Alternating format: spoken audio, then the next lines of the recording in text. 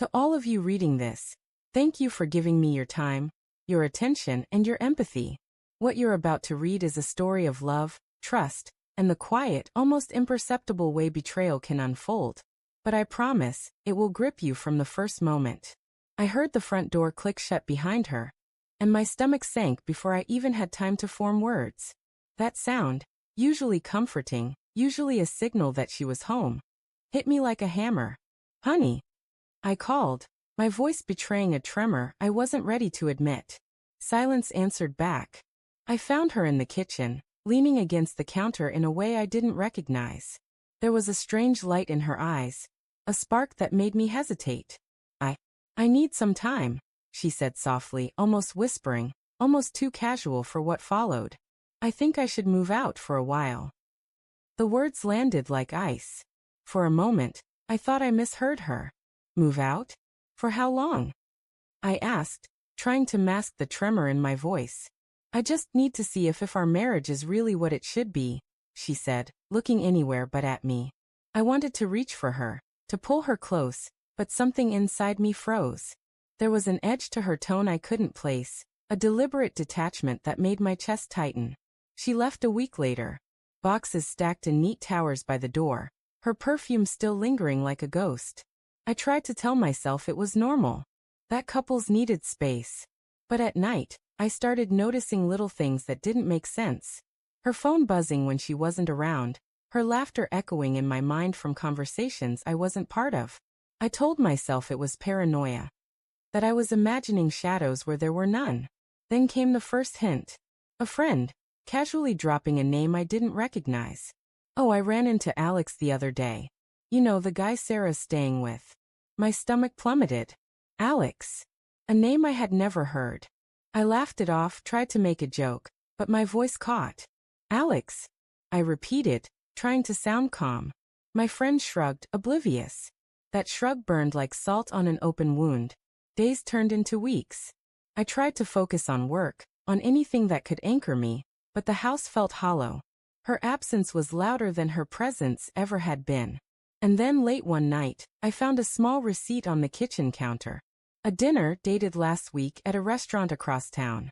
Her name was scribbled in the corner, mine, and beneath it another name, Alex.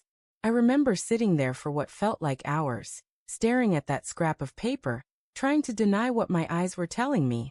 My mind ran through every possibility. Maybe it was innocent, maybe a friend, maybe no. Deep down I knew. I didn't want to know, and yet every sign pointed the same way. I confronted her over the phone. My voice shook, barely containing the storm of anger and fear inside me. "Sarah, who is Alex?" There was a pause and then that same calm detachment. "I thought you'd understand," she said softly, almost too sweetly. "I'm exploring possibilities. I need to know if you deserve me." Deserve me. The words echoed in my head, each repetition slicing deeper.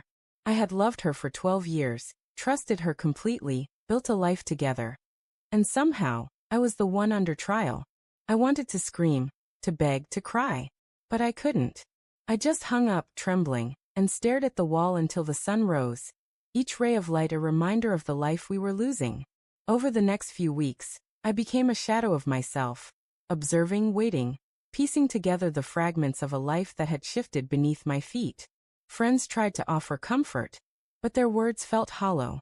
My nights were filled with imagined confrontations, my days with cold, calculated attempts to appear unaffected. Then the breaking point came. I found a message on her phone. A single line that shattered the illusion completely. "I can't wait to see you tonight. Alex." My hand froze midair. My heart felt like it had stopped, then shattered in slow, jagged pieces. There was no misunderstanding, no ambiguity. The betrayal was complete, deliberate, undeniable. I didn't confront her immediately. I didn't need to. I wanted to see the truth with my own eyes, to understand the magnitude of what had been hidden. So I followed her one evening, keeping distance, letting my heart race with each step. I saw her enter Alex's apartment. Laughter spilled into the street as they embraced. My world, the one I had thought secure, crumbled into dust. I remember driving home, gripping the steering wheel until my knuckles turned white, feeling the weight of every unspoken word, every shared dream, every promise we had made. And in that moment, I realized something I hadn't before. Love alone isn't enough. Trust is the fragile, invisible thread that holds it all together. And once it snaps, nothing can fully repair it. When she came home that night, I didn't yell. I didn't plead. I just looked at her, truly looked at her, and saw someone I had loved transformed into a stranger. I know, I said simply.